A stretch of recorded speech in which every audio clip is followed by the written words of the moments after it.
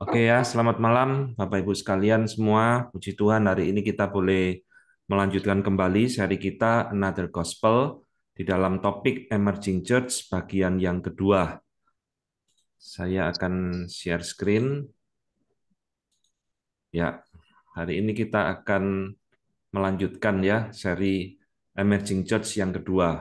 Bagi kita yang belum pernah mendengarkan yang bagian pertama, saya harapkan bisa mengikuti melihat di YouTube channel ya, sehingga dapat mengikuti materi ini dengan baik.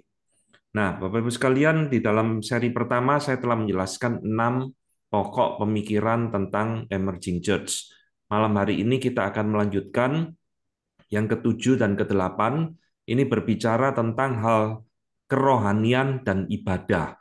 Jadi bagaimana emerging church itu melihat kerohanian kekristenan dan ibadah di dalam kekristenan. Nah, nanti kita akhiri dengan memberikan komentar dan kesimpulan ya. Jadi di dalam pandangan emerging church ini khususnya tentang hal kerohanian, mereka sangat memiliki kehausan di dalam kerohanian tetapi dengan cara-cara dan metode-metode yang tidak alkitabiah. Nah, ini yang akan kita pelajari. Apa yang menjadi cara mereka di dalam mengisi kerohanian? Yaitu poin ketujuh, mereka menekankan pengalaman-pengalaman rohani dengan Allah melalui cara-cara yang bersifat mystical contemplation. Kadang-kadang disebut dengan contemplative prayer, ya, doa kontemplasi. Kadang-kadang disebut dengan centering prayer atau berdoa dengan memusatkan. Nah, apa yang mereka praktekkan? Kita lihat dulu definisi daripada kontemplasi itu apa. Kita seringkali mendengar doa kontemplasi ini banyak ditiru, saudara, dan dipraktekkan oleh banyak gereja ya. Berdoa jam 12 malam, doa kontemplasi dan sebagainya. Jadi doa kontemplasi menurut Philip Milos Javik ya mengatakan itu adalah satu bentuk doa atau meditasi di mana seseorang itu mengharapkan atau mencari melampaui batasan-batasan mental images dan konsep pemikiran ya supaya mereka mencapai satu keadaan di mana mereka bisa mengalami direct experience, pengalaman langsung dengan yang ilahi ya, the divine. Jadi ini intinya Bapak Ibu sekalian. Kontemplasi itu adalah satu doa yang mereka lakukan dengan cara berdiam diri. Jadi di dalam kontemplasi ini mereka itu biasanya mengosongkan pikiran dengan cara mengulang-ulang sebuah mantra, ya entah mantranya apa itu, dan mengatur pernafasan, mengkonsentrasikan pikiran dengan cara demikian, ya pikirannya dikosongkan, dan biasanya di dalam doa kontemplasi ini diikuti dengan suasana yang kondisikan supaya mereka bisa mencapai pengosongan pikiran itu ya. Biasanya disertai dengan lilin-lilin kecil, disertai dengan dupa dan juga icon atau gambar-gambar tertentu seperti yang ada di dalam gambar ini. Biasanya itu menemani doa kontemplasi. Jadi tidak mungkin doa kontemplasi itu seperti kita ibadah di gereja terang benderang, tapi di dalam suasana yang gelap remang-remang ya. Nah, di dalam doa kontemplasi ini mereka tidak berbicara satu dengan yang lain, juga tidak bersuara kepada Tuhan seperti kita ngomong, tetapi mereka hanya mendengar suara Tuhan, ya, mendengar dalam tanda petik. Karena tujuan daripada kontemplasi ini adalah bertemu dengan Tuhan dengan cara yang bersifat meditasi, kontemplasi dan mengosongkan pikiran. Nah, ini yang dipraktekkan Saudara di dalam gereja-gereja emerging church ya. Salah satunya adalah di dalam bukunya Dan Kimball. Ini nanti akan kita bahas ini tokoh ini dan Kimball nanti pada waktu kita membahas tentang ibadah, saya akan membahas bukunya dia ini, The Emerging Church ya. Saudara Dan Kimball di dalam bukunya Emerging Church ini, dia mengatakan, kita ini gereja, orang Kristen ini ya, telah mengabaikan begitu banyak disiplin-disiplin rohani yang pernah terjadi di dalam sejarah gereja. Termasuk weekly fasting, ya, berpuasa mingguan, practicing silence, berdiam diri, yaitu kontemplasi tadi, dan lectio divina, yaitu satu meditasi yang dikembangkan oleh para rahib-rahib Katolik. Karena memang nanti kita akan lihat emerging church di dalam hal ini sangat dipengaruhi oleh gereja Roma Katolik. Dan bagi mereka ya tidak ada masalah. Dan Kimball mengatakan bahwa emerging generation, ya angkatan kelompok usia yang disebut dengan emerging generation ini, mereka sangat merindukan hal-hal seperti ini, ya. Mereka sangat tertarik, attracted kepada ancient disiplin, disiplin-disiplin rohani yang mereka praktekkan ini. Saudara sekalian, di dalam kekristenan itu memang kita mengenal apa yang disebut dengan disiplin rohani, ya. Kita bangun pagi, membaca Alkitab, berdoa, itu disiplin rohani. Ya, tetapi tidak dengan cara yang seperti dipraktekkan oleh emerging church ini. Ini adalah sesuatu yang sangat mengerikan sekali, saudara. Bahkan Brian McLaren, ya, di dalam pertemuan pertama saya menyebutkan ini salah satu tokoh penting di dalam gerakan emerging church. Di dalam bukunya yang terkenal, Generous Orthodoxy, ortodoksi yang murah hati, Brian McLaren mengatakan dia mengaku dengan jelas dipengaruhi oleh gereja Roma Katolik, oleh penulis-penulis gereja Roma Katolik, ya, seperti Flannery O'Connor, Thomas Merton ini terkenal, Henry Nouwen ini juga terkenal. Ini semua adalah tokoh-tokoh mistik di dalam gereja Roma Katolik. Dan saya dipengaruhi oleh orang-orang ini dan juga medieval mystic and others. Jadi mistik abad pertengahan. Kalau saudara mempelajari sejarah gereja di dalam masa medieval ages, ya, abad pertengahan, itu kira-kira tahun 500 sampai sebelum reformasi. Di situ tuh banyak sekali praktek-praktek kerohanian yang bersifat mistik. Nah, yang disebut mistik itu bukan seperti perdukunan, begitu bukan, saudara. Jadi di dalam kekristenan yang disebut dengan mystical itu adalah membuang rasio, ya, membuang akal budi, tidak usah pakai otak, tidak usah pakai akal budi, tapi mengutamakan perasaan dan pengalaman, ya seperti tadi meditasi untuk berjumpa dengan Tuhan. Nah, itu pengertian dari mistik, ya. Jadi dia mengakui dengan jujur di dalam buku ini, melalui gereja Roma Katolik lah saya menemukan kontemplatif di mana saya merasa bebas, ya, secara roh saya untuk bertemu dengan Tuhan. Kira-kira artinya seperti itu, saudara. Dan inilah menjadi ciri khas bentuk spiritualitas dari emerging church. Brian McLaren dan juga orang-orang daripada kelompok emerging church ini dipengaruhi oleh seorang yang bernama Richard Foster, saudara. Nah, Richard Foster ini siapa? Ini adalah tokoh utama di dalam contemplative spiritual mysticism, ya, Richard Foster. Nah, Richard Foster ini nanti adalah menjadi murid daripada Thomas Merton, tokoh mistik gereja Roma Katolik. Jadi ini tular menular, saudara. Nah, dia mengatakan, Brian McLaren, jika kamu membaca bukunya Richard Foster, ya, Celebration of Discipline, dan bukunya yang lain, kamu akan menemukan kekayaan mystical, tradisi mystical kekristenan, ya, Christian mystical tradition, yaitu itu ada sesuatu yang sangat limpah, sangat kaya sekali. Dan di dalam buku yang lain itu juga menjadi sumber yang luar biasa. Jadi Brian McLaren dipengaruhi oleh Richard Foster. Richard Foster sendiri muridnya Thomas Merton yang tadi disebutkan di dalam bukunya, ya. Jadi kalau saudara membaca buku-buku seperti ini, saudara merasa emosi saudara akan dibangkitkan, ya. Jadi di dalam buku-buku yang bersifat kerohanian, bersifat mistikal itu sudah tidak lagi mengutamakan hal-hal yang bersifat rasio, tetapi menuju kepada perasaan. Nah, di dalam bukunya Thomas Merton Spiritual Classic, di dalam bukunya Foster, ya, Spiritual Classic, Foster memberikan komentar tentang Thomas Merton seperti ini, saudara. Jadi ini satu satu pujian, ya. Thomas Merton mungkin melakukan lebih daripada tokoh-tokoh abad ke-20, ya, untuk membuat kehidupan doa kita ini lebih dikenal dan lebih dipahami. Kira-kira seperti itu. Jadi ketertarikannya di dalam kontemplasi menuntut dia untuk menggali. Nah, ini saudara, perhatikan. Menginvestigasi, menyelidiki, menggali bentuk-bentuk doa dari agama-agama timur. Celaka ini saudara, ya.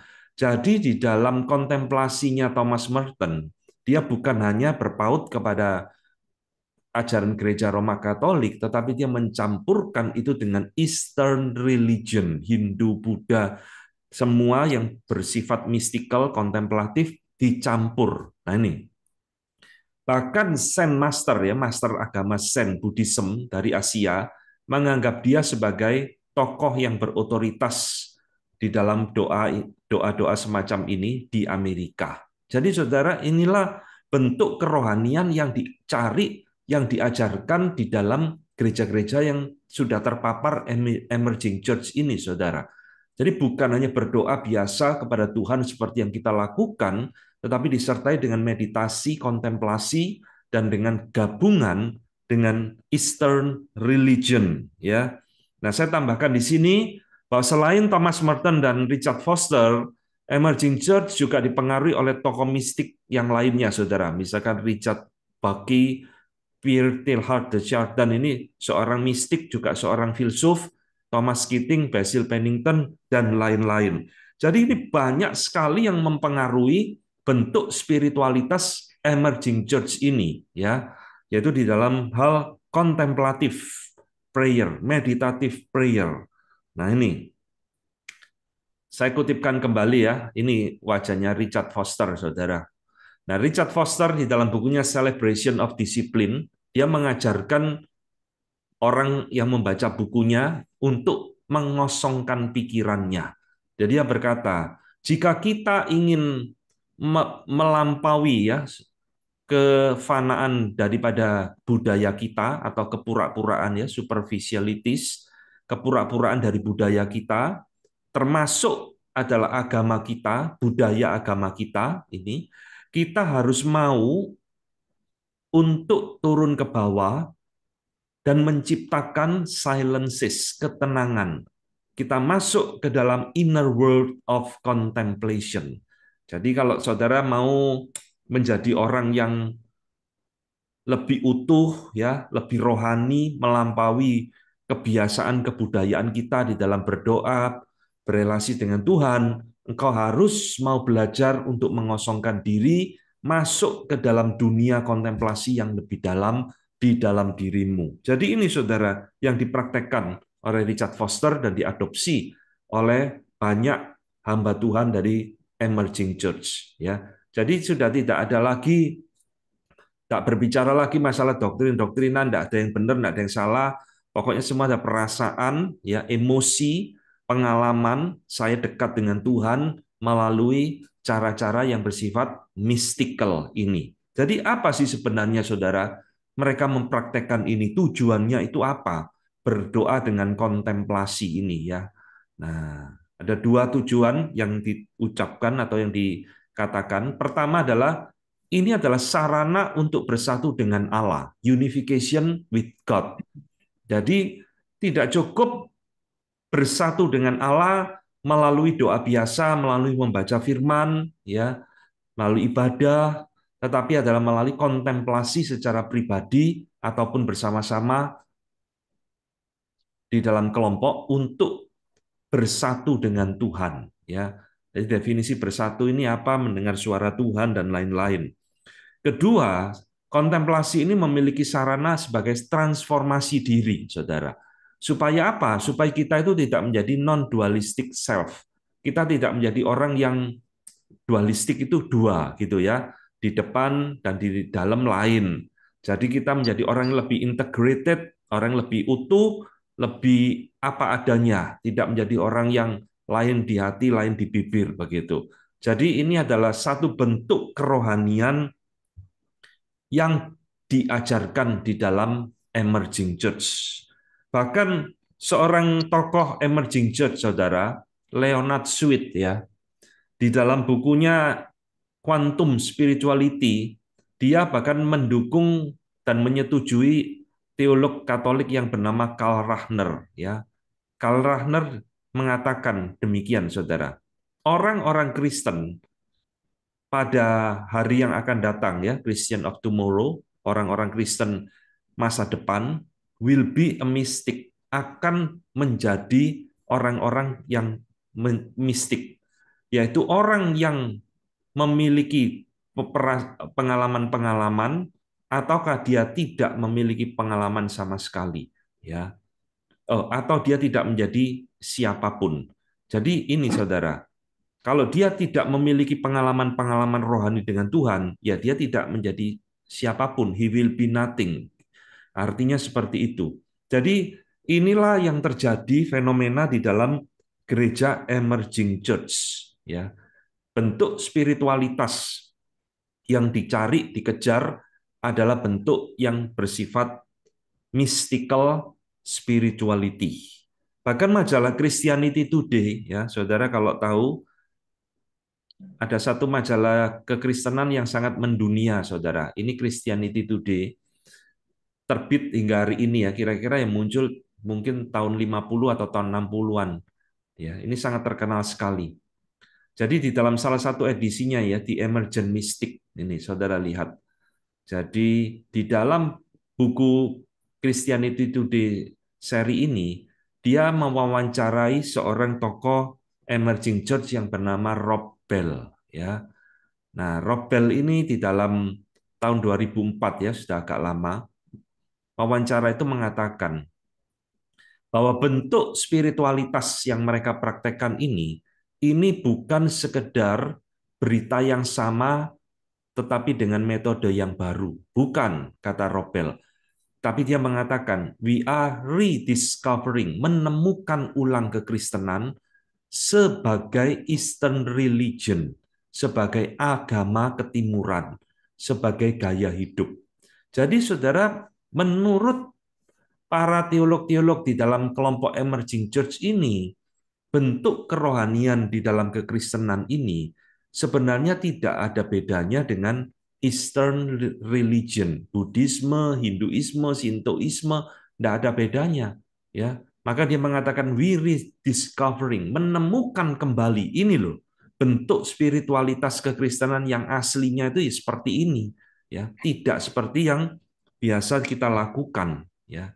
Nah, saudara-saudara, jangan heran, maka di dalam bentuk spiritualitas yang sudah bersifat sinkretik ini, saudara, itu akan tercampur dengan berbagai macam agama-agama ketimuran. Ya, bahkan di dalam satu buku yang saya temukan, ini The Emergence Manifesto of Hope, ya, ditulis oleh Doug Pagitt, Tony Jones.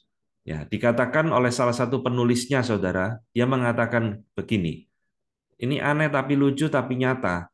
I am a Christian today, saya menjadi orang Kristen hari ini, sebab because of Hindu meditation master. Nah, bingung enggak, saudara? Saya jadi orang Kristen hari ini karena guru, seorang guru meditasi orang Hindu. Jadi dia belajar meditasi Hindu, ujung-ujungnya jadi orang Kristen. Ya. Bukan dengar Injil, bukan bertobat terima Tuhan Yesus, tapi melalui meditasi di dalam Hinduisme. Dia mengajarkan kepadaku sesuatu yang kekristenan tidak miliki. Dia mengajarkan kepadaku untuk bermeditasi, to sit in silence, ya, duduk berdiam diri, dan terbuka terhadap kehadiran Allah. Aku percaya bahwa semua orang adalah anak-anaknya Tuhan. Nah ini saudara, inilah bentuk daripada emerging church menilai apa itu kerohanian.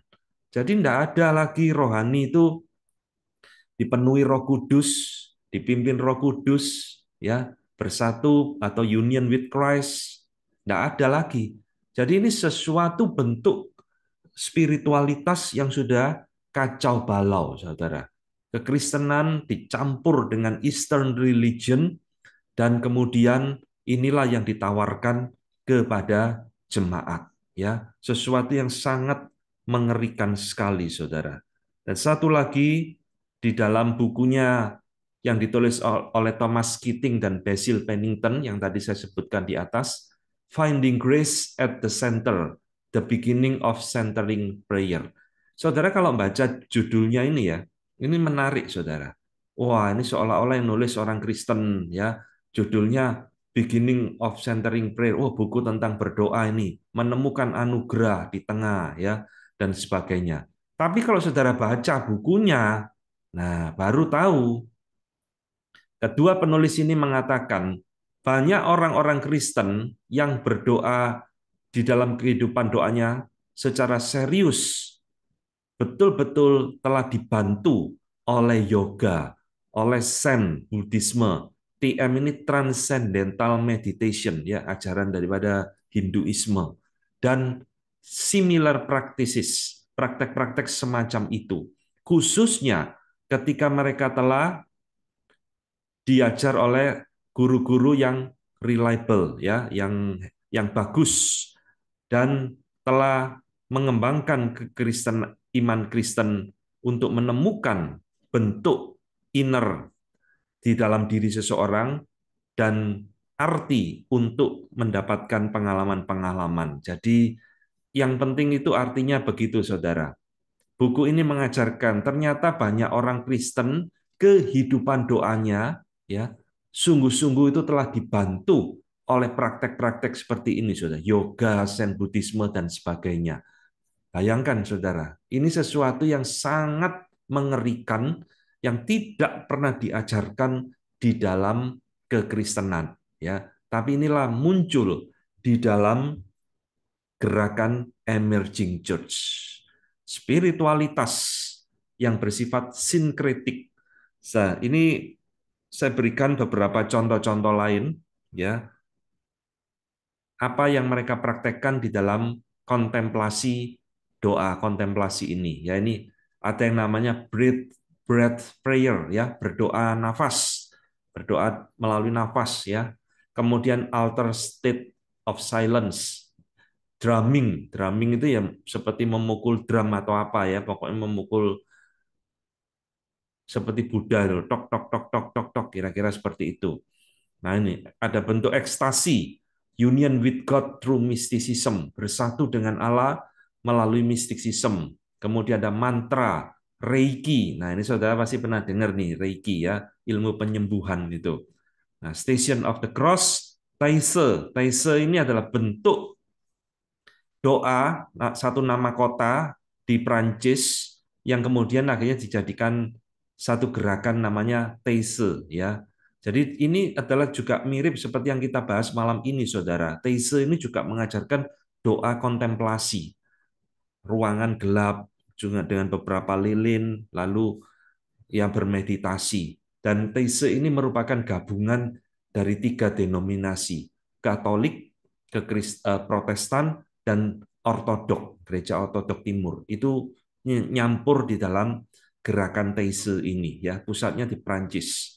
Ada doa labirin, ya, kemudian Lectio Divina, dan macam-macam, saudara. Ini hanya sebagian yang saya temukan di dalam riset saya, ya. Jadi emerging church ini sangat terbuka sekali terhadap segala bentuk spiritualitas dari Eastern religion, ya, mau mantra, mau reiki, yoga, semua dicampur dengan kekristenan, dan inilah yang diajarkan, saudara. Nah, sehingga saudara, apa yang bisa kita simpulkan dari praktek ini, ya? Nah, ada satu peringatan, saudara. Kesimpulan dari Dave dan Deborah Dombrowski ini menurut saya tepat sekali ya. Tahun 2005 saya temukan di websitenya mereka. Dia mengatakan bahwa fondasi yang melatar belakangi emerging church di dalam hal spiritualitas ini adalah New Age mysticism. Mistik gerakan zaman baru. Saudara tahu ya istilah New Age movement dan sebagainya, gerakan zaman baru. Nah, gerakan New Age ini itu adalah satu bentuk apa ya, dikatakan agama baru di zaman postmodern. Jadi di dalam New Age ini mengajarkan yaitu kontemplasi, pencampuran agama, ya, panteisme, Hinduisme semua campur dan sebagainya. Salah satu tokohnya yang terkenal itu adalah Sai Baba, kalau saudara pernah dengar, ya, New Age Movement. Jadi di dalam New Age Movement ini tidak ada mengajarkan agama, ya, kamu kembali ke agamamu sendiri tidak apa-apa, kamu tetap jadi orang Kristen, tetap jadi orang Islam, jadi orang Katolik, silakan. Tetapi di dalam mereka memahami tentang realitas kehidupan, tentang Allah, itu sudah berbeda dengan apa yang diajarkan di dalam agama masing-masing, ya. Ini New Age Movement. Jadi sebenarnya apa yang diajarkan oleh emerging church ini di dalam bentuk spiritualitas kerohanian ini itu adalah dilandasi daripada ajaran mistisisme gerakan zaman baru ini, New Age ini, saudara. Jadi ini sangat mengerikan sekali, ya. Dengan labirin, cara berdoa labirin, yoga, chanting, ya, chanting itu seperti orang kayak gembreneng, nah, itulah chanting, ya. Nah, meditating itu orang bermeditasi dengan alat-alat bantu seperti ini. Emerging Church is helping, menolong untuk mempersatukan semua tradisi agama dunia. New Age ini, saudara. Ya, jadi ujung-ujungnya akar daripada spiritualitas emerging church ini adalah New Age mysticism. Nah, saya sangat mengaminkan analisa dari dua orang ini, ya. Dan inilah yang terjadi, saudara, di dalam gereja-gereja yang sudah terpapar gerakan emerging church ini. Dan Donald Carson di dalam bukunya sudah memberikan kepada kita wanti-wanti, sudah mengingatkan bahwa ciri-ciri postmodern adalah pertama, perasaan dan emosi itu lebih penting daripada rational thoughts, pikiran. Jadi saudara, gereja kalau sudah tidak suka mikir, ya, sudah tidak usah mikir-mikir lah, susah belajar doktrin buat apa, PA, eksegesis, gali-gali ayat buat apa. Yang penting saya perasaan dekat dengan Tuhan. Perasaan saya cinta Tuhan, Tuhan dekat dengan saya melalui yaitu tadi berdoa, meditasi, dan lain-lain, mengosongkan diri, semedi, doa kontemplasi macam-macam. Ini ada ciri-ciri gereja-gereja yang sudah terpapar, saudara. Perasaan dan emosi lebih penting daripada akal budi. Kedua, Carson mengatakan pengalaman, ya. Nah, ini adalah lebih penting daripada rational truth, kebenaran yang rasional. Tidak penting kebenaran-kebenaran yang bersifat rasional itu, ya. Doktrin Allah Tritunggal itu rumusannya seperti apa? Sudah penting. Kristus, Tuhan natur, ilahi, dan manusia kuno, tidak penting itu. Sudah ada urusannya dengan saya. Yang penting pengalaman saya dekat dengan Tuhan, cinta Tuhan, dan sebagainya. Nah, gereja kalau sudah seperti ini bahaya. Ya. Nah, terus mengumbar pengalaman, emosi, dan perasaan. Ini adalah tanda-tanda gereja yang sudah bahaya luar biasa. Ya, jadi ini saudara yang poin ketujuh yang kita pelajari pada malam hari ini tentang spiritualitas emerging church. Dan saya katakan ini bukan ajaran kekristenan, saudara. Ya, jangan ditiru, jangan coba-coba untuk ditiru. Jangan coba-coba gereja saudara praktekkan. Ini bukan ajaran kekristenan. Ini adalah syncretic spirituality. Nah, sekarang kita masuk yang ke-8. Ini juga mengerikan, saudara. Kalau tadi spiritualitas, sekarang kita bicara tentang worship, ibadah, ya, mirip spiritualitas dan ibadah. Dua hal yang tidak bisa dipisahkan. Nah, di dalam konsep emerging church tentang worship, emerging church itu menawarkan postmodern worship, ibadah gaya postmodern, ibadah cara postmodern. Karena memang di dalam pertemuan pertama saya sudah mengatakan bahwa emerging church ini adalah produk daripada postmodern age, ya, zaman postmodern. Nah, sekarang apa yang ditawarkan emerging church di dalam ibadah mereka, ya? Jadi saudara sekalian, perhatikan, ya, ini semua adalah pengaruh daripada cara berpikir postmodern. Oleh sebab itu, Emerging Church ini menolak traditional worship, saudara. Ya, traditional worship itu apa ya? Seperti gereja-gereja pada umumnya ini loh, yang bersifat auditori, mendengar, yang bersifat kognitif oriented, orientasinya adalah kepada rasio, ditolak. Kita ke gereja, saudara, saudara nyanyi, ya, itu kan bersifat auditori, mendengar sendiri yang saudara nyanyikan. Lagu, pujian didengarkan. Saudara dengar khotbah itu bersifat auditori, ya toh? Pakai telinga kita mendengar khotbah. Dan biasanya di dalam gereja-gereja tradisional yang masih setia mengajarkan firman Tuhan, apa yang diajarkan itu adalah selalu bersifat kognitif oriented untuk memperbarui akal budi kita, menegur kita. Oh iya ya, firman Tuhan menegur saya, menguatkan saya. Oh hari ini saya dapat pengenalan kebenaran yang baru loh. Nah itu kan kognitif oriented, saudara. Ya, nah model ibadah seperti ini bagi emerging church ini sudah kuno, sudah tidak usum ini, sudah ketinggalan zaman ya. Nah, apa yang ditawarkan? Nah, sekarang kita akan memakai salah satu tokoh yaitu tadi yang saya sebutkan Dan Kimball ya. Ini orangnya Saudara. Kayak hamba Tuhan ini ya, keren ini, kayak selebriti. Saudara Dan Kimball mengatakan di dalam bukunya, apa yang saya katakan adalah seseorang tidak dapat membuat biblical case ya, eh, dasar Alkitabnya bahwa inilah satu-satunya cara umat Tuhan harus beribadah dan mempelajari tentang Allah. Jadi dia itu ingin ngomong gini, saudara.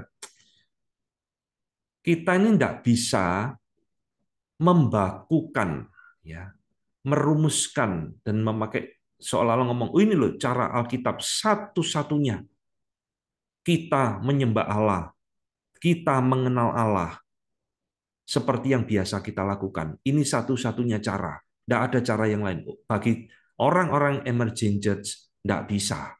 Ya, ibadah itu tidak diikat oleh satu cara.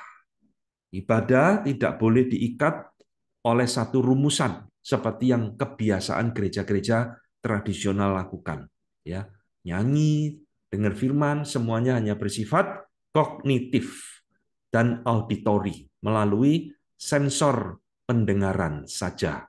Ya, maka Dan Kimball mengatakan itulah sebabnya gereja itu harus beradaptasi dengan zaman. Nah, ini ya. Beradaptasi dengan zaman, yaitu yang disebut zaman posmo ini. Kalau tidak, gereja tidak bisa membawa jiwa yang baru. Nah, maka orang-orang emerging church merancang suatu ibadah. Perhatikan saudara, mendesain suatu ibadah yang melibatkan semua panca indera, bukan cuma telinga kita. Ya, ini disebut dengan multisensory experience, pengalaman multisensor. Bukan ini. Sensor itu kan sense, ya. Kita memiliki 5 panca indera, saudara. Selama ini di gereja yang kita pakai paling banyak adalah telinga. Saudara dengar khotbah merem kan masih bisa, asal tidak tertidur ya. Nah, pokoknya telinga, dengar firman pakai telinga, nyanyi pakai telinga, ya dan sebagainya. Maka menurut emerging church tidak bisa. Kita ini makhluk yang kompleks. Kita ini makhluk yang memiliki multisensor. Ada mata, ada mulut, ya, ada perasaan, kulit, ya. Semua itu harus dilibatkan. Semua itu harus diaktifkan di dalam ibadah.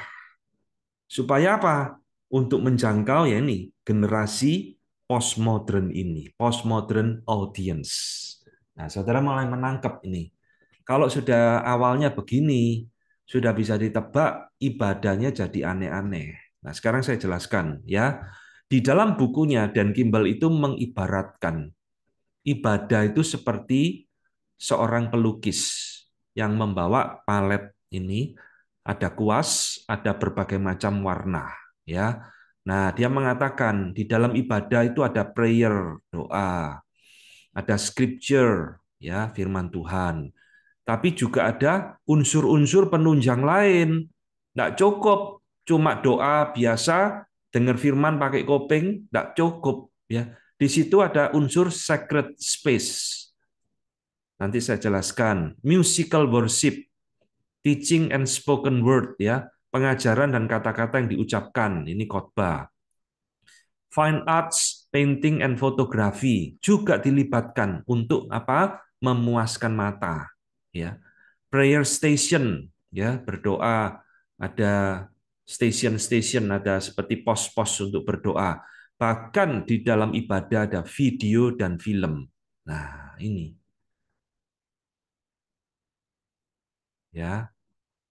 Jadi saudara lihat, ini ibadah apa yang mau diajarkan di dalam gereja emerging church seperti ini? Jadi saudara lihat sacred space ini apa?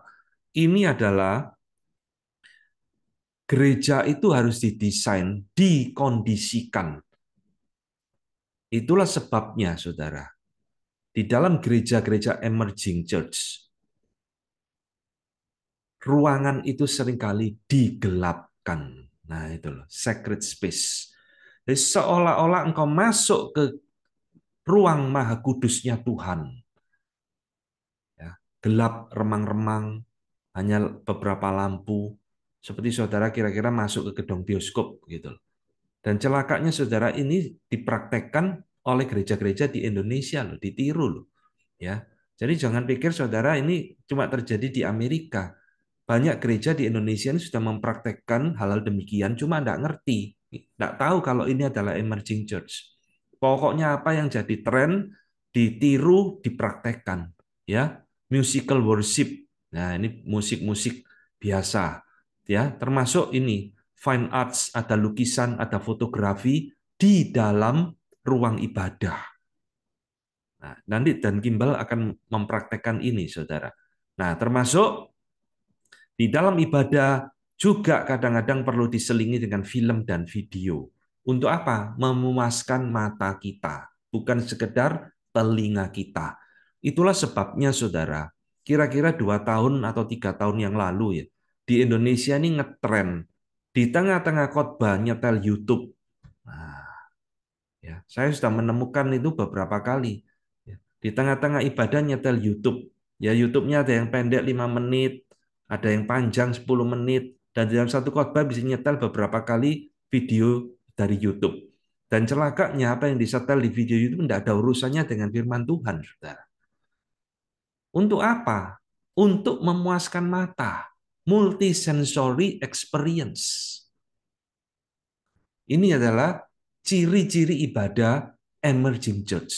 Ya, sekarang Dan Kimball mengatakan di dalam bukunya Emerging Church tadi ya, dia mengatakan pada waktu saya berkhotbah first week minggu pertama saya berkhotbah mengajarkan surga, seorang artis lukis ya berdiri dekat di depan worship space ya ruangan ibadah lah, dan aku ketika mengajar ya, dan ketika saya sedang berkhotbah mengajar, pelukis itu melukiskan di atas sebuah kanvas yang besar gambaran atau images tentang light ya, sinar dan warna yang indah menggambarkan surga.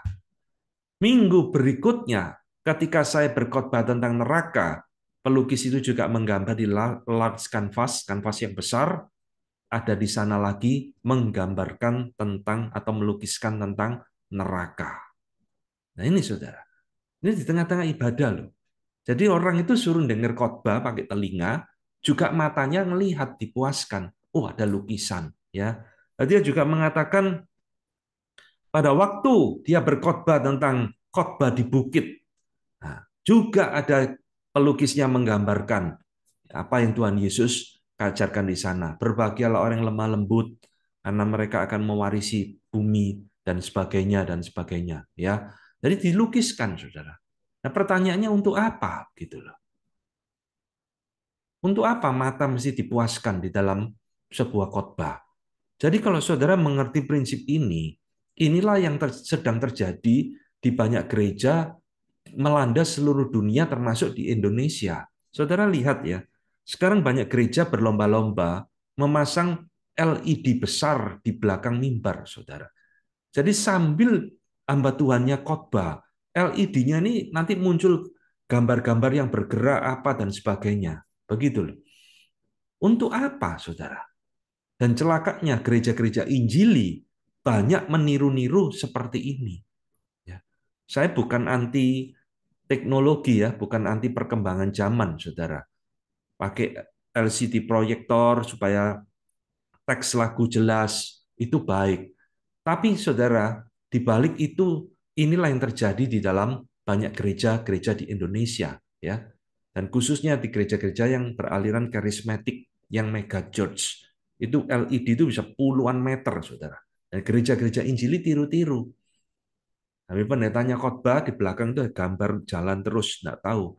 Jadi jemaat itu disuruh dengar khotbah, dengar pakai telinga, dan suruh ngelihat gambar pakai mata, saudara. Semua harus dipuaskan, multisensory experience. Ya, ini ada pengaruh daripada emerging church yang sedang melanda banyak gereja. Nah, gereja tidak sadar, saudara. Ini adalah hal yang tidak ada gunanya sebetulnya. Ya, untuk apa seperti itu? Ya, jadi di dalam hal masalah musik misalkan ya, mereka tidak terpaku kepada satu jenis worship, melainkan menerima segala bentuk ibadah dan genre musik. Mau chanting ya, seperti gereja Roma Katolik, na na ne na ne na. Nah, itu chanting. The Sang Psalter menyanyikan mazmur juga oke. Mau nyanyi lagu hymn seperti kita, ayo. Tradisional gospel song ya, seperti mirip hymn juga boleh. Hymns, folks, ya, lagu-lagu rakyat, ya, folks music, lagu-lagu rakyat, ya, choruses, semacam paduan suara, praise and worship juga oleh, termasuk hip hop and rap, saudara. Bayangkan, ya. Classical music dan lain-lain, ya. Mau musik klasik, ensemble dan pipe organ terserah, grand piano juga boleh, mau alat modern oke, ya. Termasuk ini lagu yang aneh-aneh, jenis pujian hip hop, nge-rap juga masuk semua. Dan saudara jangan lupa, mereka juga masukkan tadi yang kita bahas di depan, New Age Contemplative Prayer. Juga diterima masuk ke dalam ibadah. Jadi inilah saudara, ibadah di dalam gereja emerging church ini sesuatu yang sudah sangat kacau balau dan mengerikan menurut saya. Ya. Dan Dan Kimball di dalam buku yang sama mengatakan ini, we sometimes bring in some taste songs, ya. Kita juga kadang-kadang memakai lagu-lagu pujiannya tadi yang saya katakan, gerakan taise, ya. Nah, yang originating berasal dari monastery in France dan more hymns, lebih dan lagu-lagu hymn dan sebagainya. Jadi campur aduk, saudara. Mau lagu hymn juga boleh, lagu-lagu yang kontemplatif, taise juga oke. Ya. Nah, bagaimana dengan khotbah di dalam gereja emerging church? Kimball mengatakan berkhotbah di dalam emerging worship, ibadah gereja-gereja emerging ini, needs to be less. Mestinya harus kurang about being a perfectly rehearsed message. Jadi, tak usah terlalu memberikan message yang sempurna, ya, harus dikurangi. Dan lebih banyak heart and interaction, hati dan interaksi dengan jemaat. Khotbah yang terlalu diatur, ya, koreograf, terlalu dipersiapkan, diatur, susunannya, logikanya, sistematikanya khotbah seperti apa, maksudnya gitu loh. Dan dilakukan dengan begitu sempurna, dapat menjadi sesuatu yang inauthentic, tidak nyata, tidak real, dibuat-buat. Jadi khotbah itu ya langsung saja, spontan saja. Tidak usah terlalu banyak memberikan message ya, berita firman. Yang penting itu adalah interaction with people. Jadi saudara sekalian, di dalam khotbah gereja-gereja emerging church ini, nanti hamba Tuhannya itu bisa ngajak ngomong-ngomong jemaatnya. Nah ini, khotbah itu tidak boleh one way format ya. Selama ini kan kita one way format, saudara. Kita jemaat diem 1 jam, dengarkan hamba Tuhannya terus yang ngomong khotbah, memberikan message, menggali firman, bla bla bla begitu kan. Bagi emerging church, nah ngapain khotbah kok seperti itu? Kok one way format ya? Melainkan harus bersifat dialog and conversation. Jadi kayak orang ngomong-ngomong aja ya. Nanti ngomong-ngomong diajak omong, jemaat boleh nyaut, jawab, nanti ngomong-ngomong seperti itu, Saudara. Jadi tidak ada lagi bentuk penyampaian firman Tuhan seperti yang biasa kita lakukan, Saudara. Inilah bentuk worship di dalam emerging church, ya. Roger Auckland ya, di dalam bukunya Faith Undone ya, iman yang hancur, iman yang rusak, the emerging church, a new reformation or the end time deception.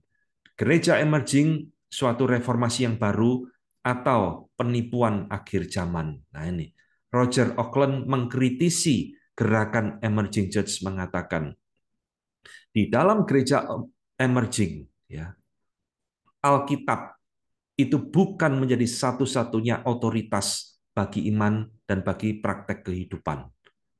The Bible, Alkitab, hanya menjadi salah satu kontributor, ya, menjadi salah satu penyumbang di dalam ibadah, salah satu bagian di dalam ibadah, ya, yang ada duduk di meja, ya, kira-kira begitulah sitting around the table yang ada yang biasa ditaruh di meja, bersamaan dengan experience, pengalaman-pengalaman and collective wisdom, hikmat-hikmat dari agama-agama lain sebagai otoritas daripada jemaat. Nah ini saudara. Jadi Roger Auckland ini ingin mengatakan, kamu jangan berharap menemukan di emerging church Alkitab menjadi satu-satunya fokus, satu-satunya otoritas di dalam ibadah. Enggak.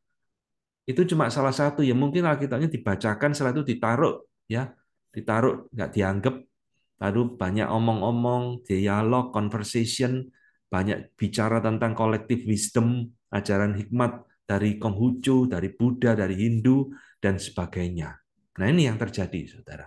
Ya, sesuatu yang sangat mengerikan sekali, dan Saudara lihat ada satu kegilaan lagi yang diajarkan di dalam emerging church. Kali ini diajarkan oleh orang yang bernama Doug Pagitt, ya, Doug Pagitt, di dalam bukunya Body Prayer, ya, The Posture of Intimacy with God. Nah, saudara kalau lihat judulnya lagi, saudara bisa ketipu. Wih, bagus ini buku ya, mengajarkan tentang berdoa dengan tubuh, ya, postur yang intim dengan Tuhan. Nah, tapi dia mengajarkan di dalam buku ini, saudara, sesuatu yang sangat mengerikan sekali. Dia mengajarkan berdoa dengan cara yoga, saudara. Ini berdoa dicampur dengan yoga. Ya, jangan heran ya, tadi spiritualitas sudah saya ajarkan demikian ngawurnya, maka ibadahnya juga akan ngawur. Jadi dia mengajarkan, kalau kamu mau sembuh, mengalami kesakitan atau sesuatu sakit penyakit, dia mengajarkan berdoa seperti ini. Berdiri, ya, stand, berdiri. Tekuklah lenganmu in front of you, ya, kira-kira begini, saudara. Make sure your palms are facing up. Pastikan telapakmu menghadap ke atas begini. Point your finger out straight, ya. Tunjukkan jarimu, luruskan, ya, and spread them apart if you like, atau ya apa ya, spread, tebarkan atau lebarkan, ya. Hold your palm as open as you can, ya. Pegang telapakmu selama terbuka ya, sejauh kamu dapat. Let your open palms be a symbol of your consent to God. Biarlah telapakmu yang terbuka menjadi satu tanda persetujuanmu dengan Tuhan untuk penyembuhanmu. Dan biarlah jari-jarimu menunjuk kepada tempat di mana kamu ingin disembuhkan. Lah ini bukan ajaran kekristenan, saudara. Ya, tidak ada kekristenan mengajarkan doa minta kesembuhan seperti ini. Ini salah satu contoh, saudara. Ya, kalau saudara membaca buku ini, saya melihat secara sepintas semua ajarannya mirip-mirip seperti ini. Doa untuk sakit, doa untuk apa, doa semua dicampur dengan ajaran Eastern religion, ya Hinduisme, yoga dan sebagainya. Ya. Jadi saudara, inilah poin ketujuh dan poin kedelapan yang kita pelajari dari Emerging Church, bagaimana mereka melihat spiritualitas relasi dengan Tuhan dan bagaimana mereka mempraktekkan spiritualitas itu di dalam bentuk sebuah ibadah. Semuanya bukan ajaran Alkitab. Semuanya bukan ajaran firman Tuhan. Saya akan memberikan beberapa kritik sekarang terhadap Emerging Church. Ya, kita masuk kritik terhadap Emerging Church. Pertama, apakah Emerging Church ini bidat? Saya jawab pasti, saudara. Ya, ini bidat yang berbahaya luar biasa, saudara. Yang tersamar dengan label kekristenan. Sama dengan materi kita di topik yang pertama, progressive Christianity. Itu bidat yang memakai label kekristenan. Ya, kalau progresif pakai nama Christianity. Kalau ini pakai nama gereja, Emerging Church. Ya, tapi dua-duanya sama-sama bidat, saudara. Jadi teologi Emerging Church dan semua yang dipraktekkan, yang kita pelajari selama 2 kali ini, sama sekali tidak mencerminkan iman Kristen, saudara. John Hanson ya, di dalam salah satu websitenya truthfellowshiplife.com tanggal 6 April 2014, sudah agak lama, pada waktu Emerging Church ini sedang booming di Amerika, saudara, dia memberikan komentar, this movement, gerakan ini, dapat kita katakan adalah the most destructive trends, suatu tren, ya, suatu tren yang sangat merusak yang sedang terjadi di dalam evangelical church, gereja-gereja Injili di dalam sejarahnya. Ini saudara, di abad ke-20 ini. Itu ditandai dengan subversive undermining of the Bible. Ditandai dengan sesuatu merendahkan Alkitab. Dan di dalam banyak cara, traces the word of God. Membuang atau menyampahkan firman Allah. Ya ini tadi yang kita pelajari. Firman Allah itu tidak penting. Ya, kita mau bertemu Tuhan, tidak usah baca firman Tuhan, pakai kontemplasi prayer, meditative prayer, yoga dan sebagainya dan sebagainya. Ya, ini yang pertama yang harus kita ingat baik-baik. Ini bidat, saudara. Jangan ditiru, ya. Jangan coba-coba untuk ditiru. Kedua, Emerging Church menurut saya ini salah berespon terhadap perubahan zaman. Saudara, gereja itu memang harus beradaptasi dengan perubahan zaman, saudara. Itu sesuatu yang nggak bisa dihindari, ya. Zaman itu terus berubah, gereja harus beradaptasi, tapi bukan merubah kontennya, saudara. Bukan merubah doktrinnya, bukan merubah isinya, bukan merubah teologianya. Kita perubahan zaman. Dulu mungkin 30 tahun lalu, ya 40 tahun lalu ketika saya masih sekolah minggu, remaja, tidak ada LCD, tidak ada gereja pakai LCD. Ya. Sekarang gereja pakai LCD, itu perubahan zaman. Tidak ada AC dulu gereja itu, paling-paling kipas angin. Lalu dengan perubahan zaman kita pakai AC. Apakah itu salah? Ya tidak salah, saudara. Ya. Kita merubah zaman, merubah gereja, bentuk gereja supaya menjadi lebih bagus, ya dengan arsitektur yang indah. Ya, itu perubahan zaman. Itu baik, itu boleh, saudara. Tapi Emerging Church ini menurut saya keliru berespon dengan perubahan zaman. Jadi zaman ini berubah, masuk ke dalam satu zaman yang disebut dengan zaman postmodern. Bagi Emerging Church, bukan hanya metodenya yang dirubah, tetapi semuanya dirubah. Terlebih lagi adalah orthodox faith, iman ortodoks, doktrin, semua hal yang menjadi fundamental di dalam kekristenan dirubah menjadi postmodern faith, iman postmodern yang kita pelajari 2 minggu ini, ya 2 kali ini, saudara. Jadi kalau saudara lihat bagaimana Paulus mengingatkan di Roma 12 ayat kedua, ini sudah tidak digubris oleh emerging church. Jangan kamu menjadi serupa dengan dunia ini, tapi berubahlah oleh pembaruan budimu, supaya engkau dapat membedakan mana yang benar dan mana kehendak Allah. Jangan engkau menjadi serupa dengan dunia ini. Emerging church menjadi serupa dengan dunia, saudara. Ini respon yang keliru, ya. Jadi kita ini gereja harus berhati-hati berespon terhadap perubahan zaman. Tidak semua perubahan zaman itu harus kita terima, harus kita adopsi. Tidak semua perubahan zaman itu positif. Ya. Harus memiliki kepekaan untuk membedakan mana yang benar, mana yang salah. Martin Downes, ya saudara, di dalam tulisannya mengatakan, hubungan antara divine revelation, hubungan antara wahyu ilahi, budaya dan teologi telah salah dibentuk, ya, has been wrongly configured, telah dengan salah dibentuk sehingga doktrin tidak lagi menjadi dipercaya, diajarkan dan diakui sebagaimana itu dulu dan seharusnya sekarang ini tetap diakui. Nah ini saudara, inilah kefatalan emerging church dan saya wanti-wanti gereja yang tidak berhati-hati bisa meniru kesalahan ini. Ya, tidak lagi bisa mengkaitkan antara pewahyuan Allah yaitu Alkitab, culture, budaya dan teologi. Ini harus di dalam satu harmonisasi yang baik, saudara. Culture, budaya, ya.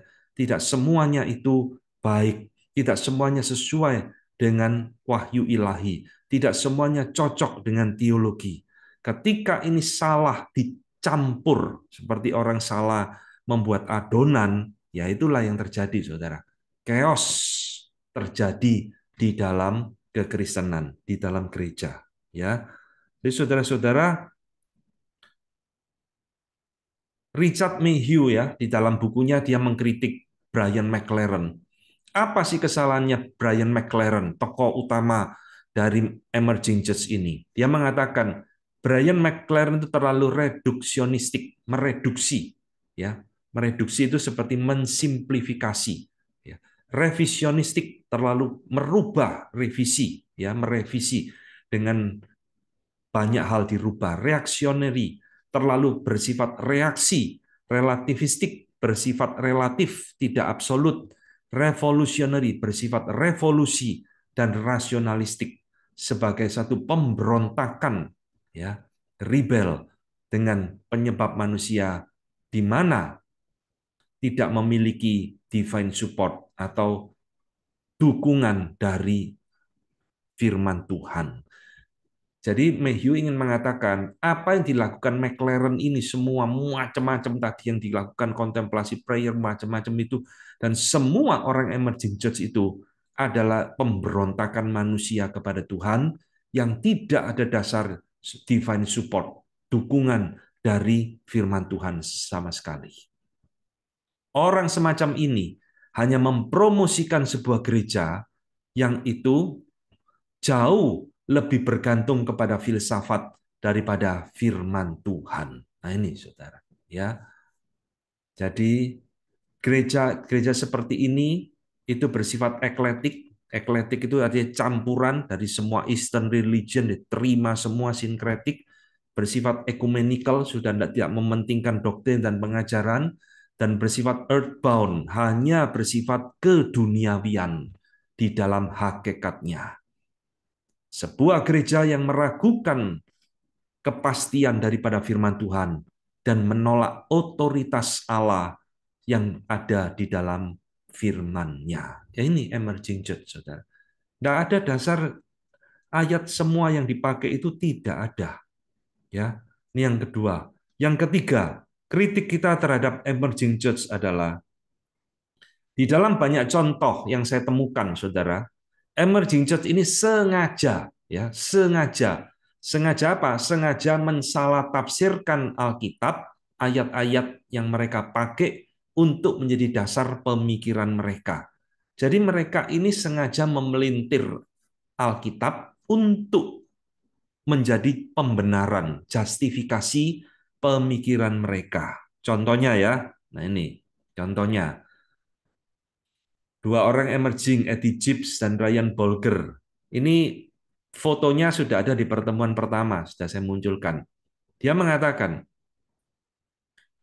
kelihatannya kalimatnya bagus, saudara. Emerging Church sangat dipengaruhi oleh pengajaran tentang kerajaan Allah. Wah, kelihatannya sampai di sini oke ya. Tapi belakangnya ini ngawur luar biasa, saudara.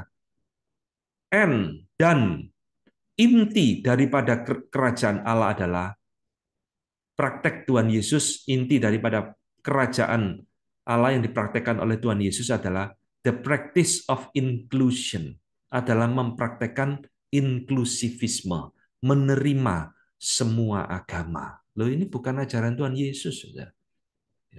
Kerajaan Allah tidak pernah mengajarkan seperti itu, loh, saudara.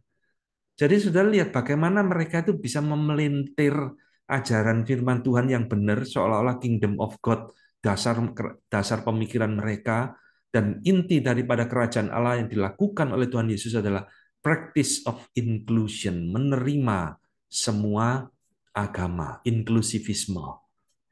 Yaitu tadi yoga diterima, meditatif, Eastern religion semua diterima. Ini bukan ajaran kekristenan, saudara. Ini bukan ajaran Alkitab, ya. Nah, mereka sengaja mempelintir Alkitab. Yang keempat, emerging church adalah contoh nyata, saudara, di depan mata kita.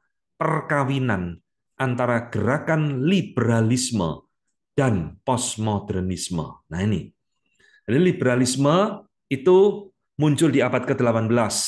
Ya. Nanti akan kita bahas, saudara, di dalam pertemuan sesi yang keempat, topik yang keempat tentang another gospel. Kita akan belajar liberalisme. Itu muncul di abad ke-18, postmodernisme muncul di abad ke-20. Dikawinkan. Inilah jadinya emerging church. Saya tidak percaya Yesus satu-satunya jalan keselamatan, tidak percaya Yesus adalah juru selamat, tidak percaya Alkitab firman Allah, dikawinkan dengan postmodernisme yang bersifat tadi sinkretik dan sebagainya. Ya, yang kelima, bagi saya emerging church ini sebaiknya ganti nama, ya, jangan emerging, tapi ganti nama submerging church, gereja yang tenggelam.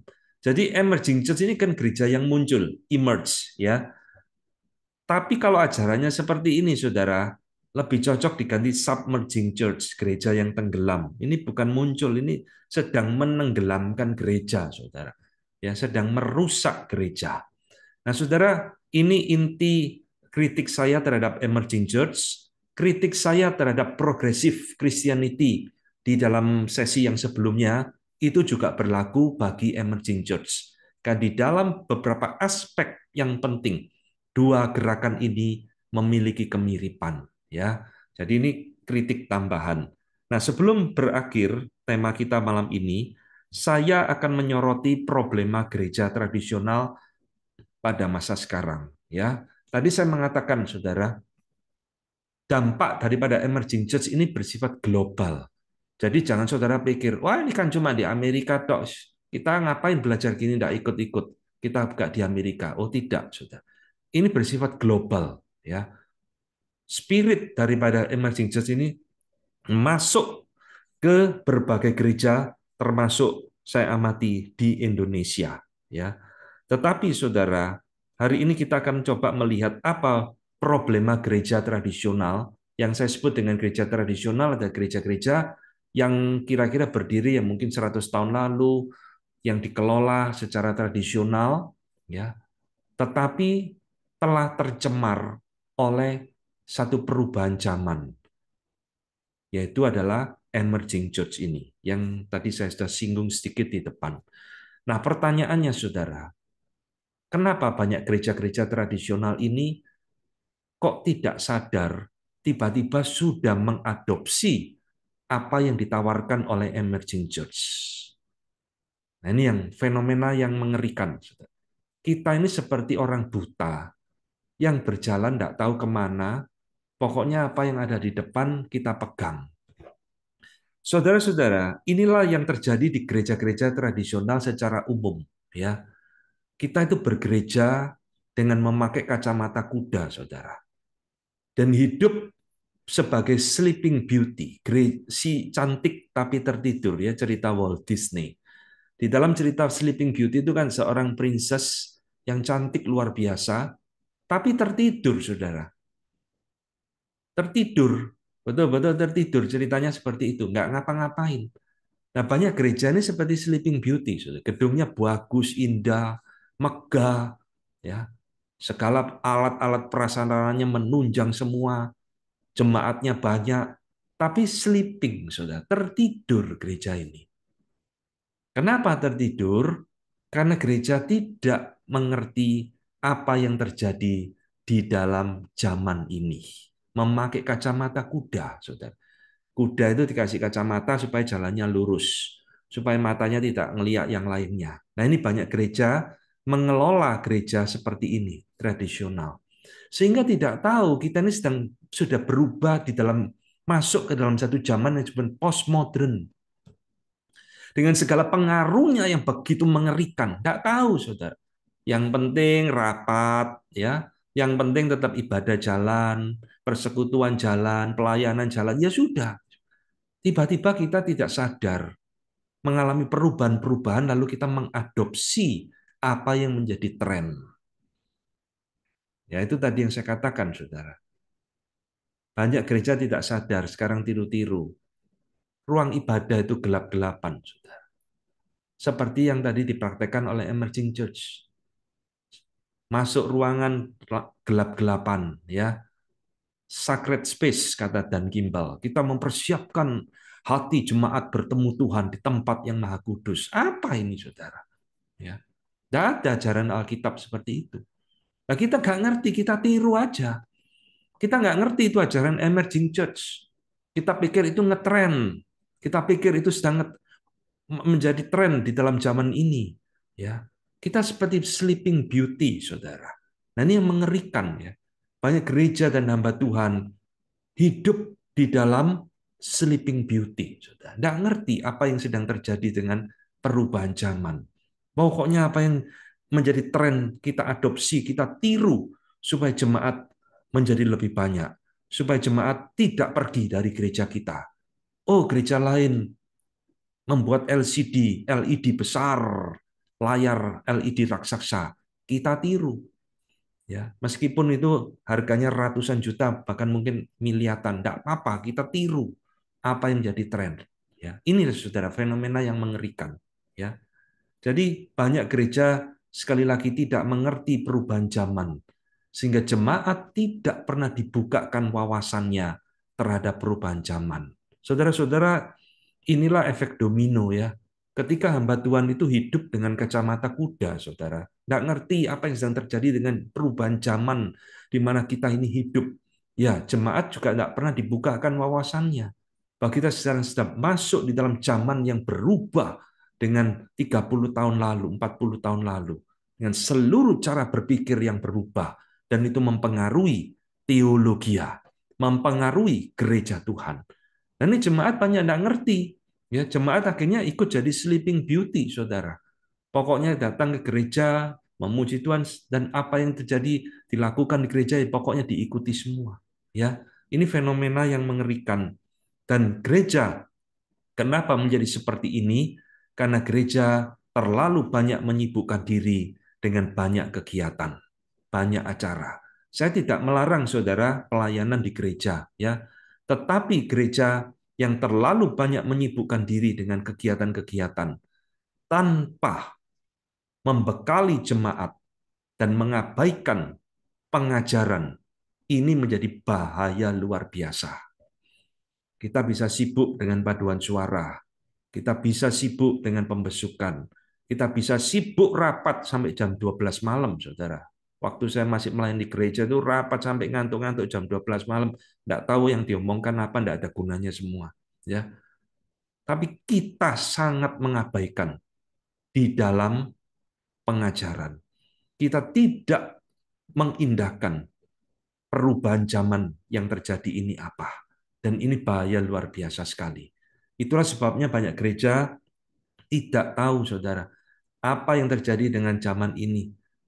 Pokoknya yang sedang ngetren, ikuti. Apa yang sedang membuat gereja jadi laris, lakukan semua. Padahal itu semua tidak sesuai dengan firman Tuhan. Saudara-saudara, gereja-gereja seperti ini adalah gereja-gereja yang berorientasi pada membership, bukan pada discipleship. Nah, ini satu kesalahan, ya. Yang penting anggota gerejaku nambah membership. Masalah dia jadi murid, ngerti atau tidak, itu gak penting. Jadi lihat saudara, kalau ini membership lebih penting daripada discipleship, gereja itu sedang menuju kepada kehancuran. Gereja boleh banyak anggotanya, mau puluhan ribu silakan. Tapi isinya semua adalah bayi-bayi rohani dan mungkin banyak orang yang belum di dalam Tuhan, belum lahir baru. Apa gunanya, saudara? Yang terjadi pasti kekacauan, perpecahan, dan sebagainya. Jadi gereja itu mestinya orientasinya pada discipleship, memuridkan, saudara, mengajar, mendewasakan jemaat, ya, bukan sekedar mencari anggota jemaat. Ya. Nah, ini satu kesalahan gereja-gereja tradisional yang tidak disadari. Sehingga saudara, ujung-ujungnya adalah gereja-gereja seperti ini akan meniru semua apa yang sedang menjadi tren di dalam ibadah. Saudara lihat ya, sekarang banyak gereja punya kafe di dalamnya, saudara. Ini saya nggak ngerti gunanya apa. Ya, perpustakaan itu bisa ditutup, saudara. Bukunya dibuang semua, lalu ruangannya dirombak dijadikan kafe. Jadi setelah ibadah, ngafe di situ. Jadi ngafe itu lebih penting daripada belajar, saudara. Ini fenomena yang mengerikan di dalam zaman ini, saudara. Firman Tuhan tidak penting. Rasio akal budi nomor 2, nomor 3. Yang penting adalah pengalaman, emosi, keakraban, dan sebagainya. Ya, jadi saudara sekalian, inilah yang terjadi di dalam gereja pada masa sekarang. Ya, dan saya akan mengakhiri dengan satu kutipan yang menarik dari seorang yang bernama Gordon Searle. Ketika saya membaca kalimat ini, saya mengaminkan 1000%, saudara. Lihat fenomena gereja zaman sekarang. Ketika standar musik itu direndahkan, ya, kemudian standar dari standar cara pakai baju juga akan menjadi rendah. Saudara lihat, ini fenomena zaman sekarang, saudara. Dulu sebelum ada musik band dimasuk ke dalam gereja, orang ke gereja menyanyikan lagu-lagu him, lagu-lagu yang agung. Cara berpakaian mereka juga penuh dengan kesopanan. Sekarang ketika standar musik itu direndahkan, kita memuji Tuhan seperti musik-musik duniawi, maka orang datang ke gereja juga dengan pakaian yang sembarangan. Ketika standar of dress, ya, standar kita cara berpakaian itu menjadi rendah, maka standar of conduct juga menjadi rendah. Standar kita di dalam tingkah laku, di dalam ibadah juga akan menurun, menjadi rendah. Ketika standar of conduct, tingkah laku kita itu menurun, ya, di dalam ibadah, maka perasaan akan nilai kebenaran Tuhan itu juga menurun. Lihat, saudara. Ini semua efek domino, saudara. Saudara jangan remehkan loh, ibadah. Oh, enggak apa-apa ya. Pakai musik band memuji Tuhan, akhirnya lihatin pakai baju sembarangan yang jadi liturgis, pakai celana jeans bolong-bolong, ya, yang main musik rambutnya dikuncir-kuncir, wah ngetren ini. Saudara lihat bagaimana itu menjadi sesuatu kaitan ketika musik itu direndahkan, maka semua itu menjadi sesuatu yang efek domino. Sudah tidak ada perasaan hormat lagi, saudara, kepada Tuhan. Tidak ada lagi perasaan awesome, ya, kekaguman kepada Tuhan yang besar. Itu sudah tidak ada lagi, saudara. Nyanyi jingkrak-jingkrak, ya, main musik gedebak-gedebuk, mau pikirnya hebat begitu. Nah ini saudara, inilah tren gereja yang terjadi di dalam zaman postmodern. Maka gereja-gereja yang terus menutup mata, menjadi gereja yang sleeping beauty, mereka selamanya akan tidak pernah bisa membedakan mana yang benar, mana yang salah. Saudara-saudara, ini materi yang bisa saya sampaikan, ya. Semoga bisa menjadi pengingat bagi kita semua yang mendengarkan materi ini dan boleh menjadi sesuatu yang membangun dan membukakan wawasan kita semua. Nanti minggu depan, bulan depan kita akan masuk di dalam tema yang lain. Saya sampai di sini dulu. Sekarang kita boleh masuk di dalam tanya jawab.